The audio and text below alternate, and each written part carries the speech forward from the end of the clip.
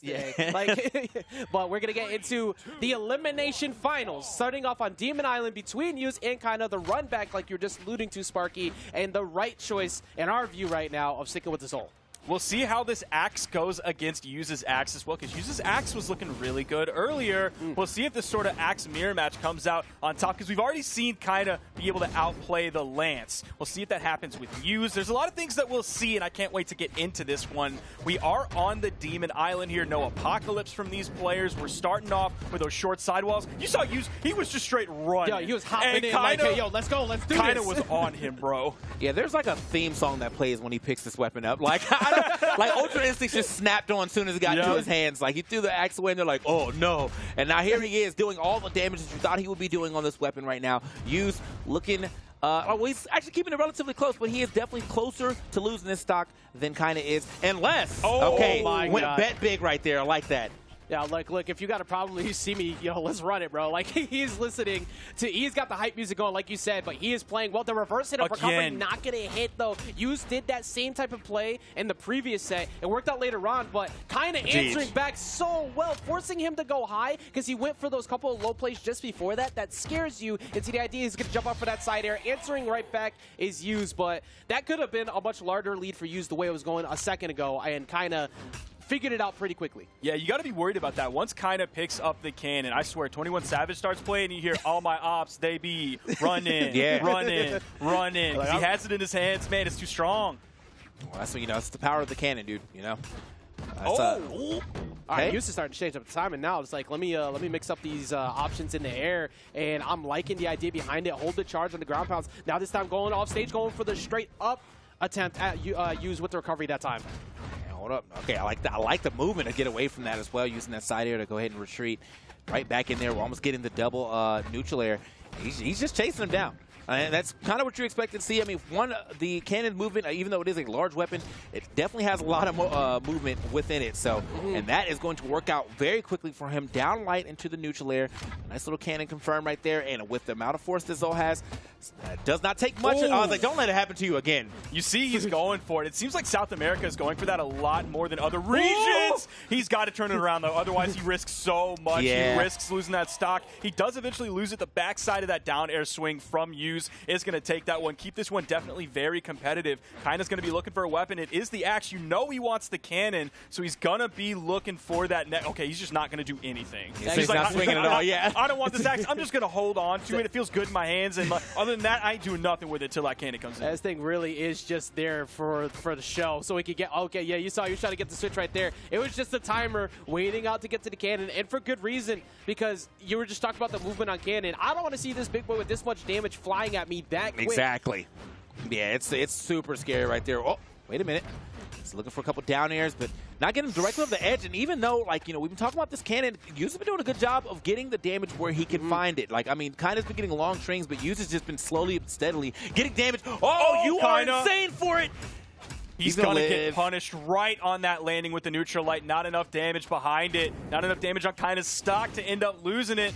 Going to be looking for the weapon spawn. Neutral light from the middle of the stage. If we were a little bit further to the right, that might have been the KO. Again, down air, not going to be the KO option. The D-light might do it here, but we are on the Demon Island. Oh, okay. Are you serious? Kyna, he's going to throw that weapon. It hits, ignored, says, I don't care about you anymore. I'm done. Picks up the GCD like ground pound?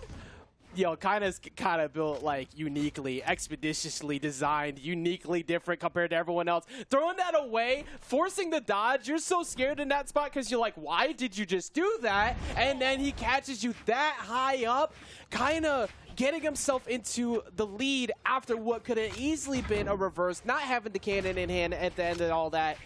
You're right. The unarmed gameplay has been nuts on the side of South America today. Man, I mean, he caught you supremely lacking right there, for sure.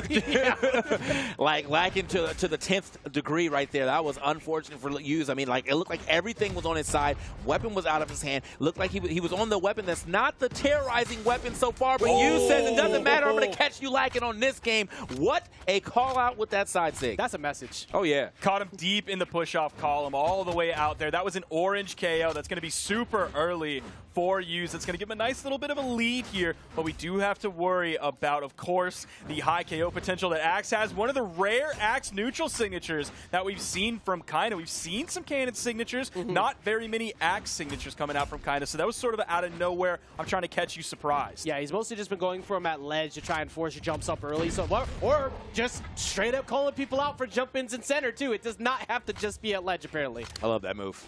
I love it every time. Massive range. Yeah, massive range. You get the third charge, or you get like the slight charge just to get to the third pillar too. Super nice. But yeah, he only needed 2, and it has a lot of range vertically, so was able to hit him pretty high up and get that stock. Now let's see what happens here on the second, as they are both kind of, I feel like, on their favorite weapons right now, to be honest. Like, I think the Axe has been doing quite well for Use, but obviously the Cannon has been doing quite well for Kyna. That does seem to be what Use is sticking with, and Kyna is definitely always hunting for that Cannon at all times. But I swear, Kyna, even though I think he's in the movement speed stance, which is going to give him like 5 movement speed, I swear this character kind of makes him look so quick. It seems like he's like Zion Williamson, where he's like 280 pounds, but he's also one of the quickest on the court. Exactly why it's so frightening to watch him run around with the Zol the way he has been. Like, every single potential hit you're going to take from him is going to cost so much. Like, the way he's moving, again, with such a heavy hitting character, as he finds another side air right there, evening it back up. As we saw before, a deficit doesn't really matter that much in the face of Kyna so far. Use this whole game plan, TK, has been strong defense and make it work,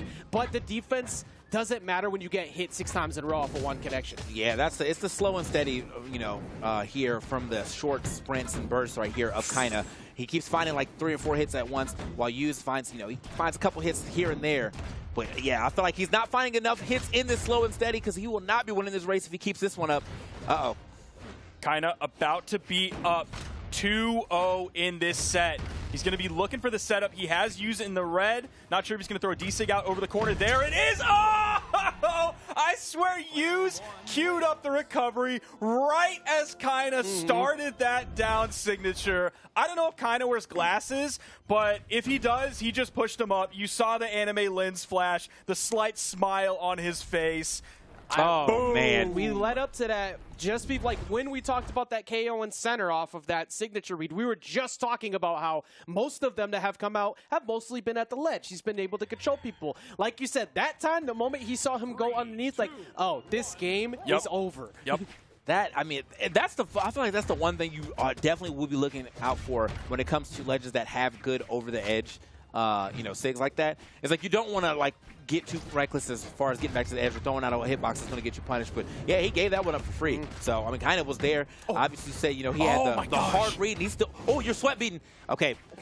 Okay, like this. Yeah, gosh, he still hadn't touched the ground. Finally he just gets went in down with that ground pound too, but he pulled out of it, so there wasn't a landing lag once he landed on the actual stage that Use could punish, but he punished it in the air. But one of those things about that D-Sig hitting is like Use had to do a lot of guesstimation in that moment of like, I have to recover to get back over to the wall, but the wall is super tiny. Do I fast fall down? I have to do it at the right height. Bottom side of the recovery, gonna KO, take away Use's first stock. But there's a lot of guessing that goes on to make sure your hurt box doesn't peek up over that corner. Use had to do that all in the moment while worrying about a possible initiation from Kyna. So just a little bit of a misstep there. Maybe underestimating how far he was going to travel vertically with that recovery. You know, something I've seen a big significant difference in Use's play is that we have barely seen any signatures start to come out now. Before, he was throwing out so many on Axe that it was kind of to the point where you just assumed if you went in, you're probably getting hit by D-Sig or something. But kind of scared Use out of that, and I think that's a big part of why Use has been second-guessing most of his approaches in neutral to try and get a win,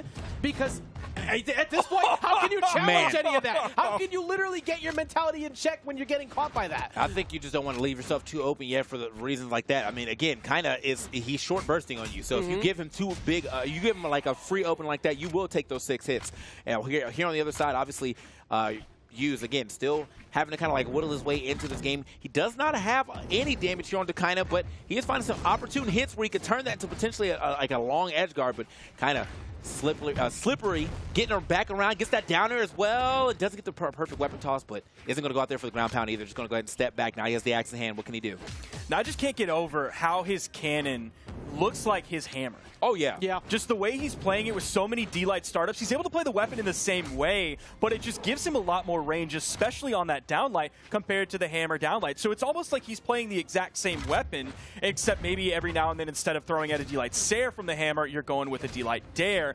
Also playing the Axe really well. I'll be curious to see what his damage numbers are specifically on the Axe on that breakdown after this game is over. Oh. We're not going to have to wait very long. All right. No way, dude. No way. You're kidding. We can just pack it up, bro. I don't even want to see finals anymore, man. Not after that. This guy is disgusting. Said, oh, you want to talk about it after the game? Hold on. Wait a minute, Sparky. It's okay. We can talk about it right now as we can connect on that sidelight into the side air.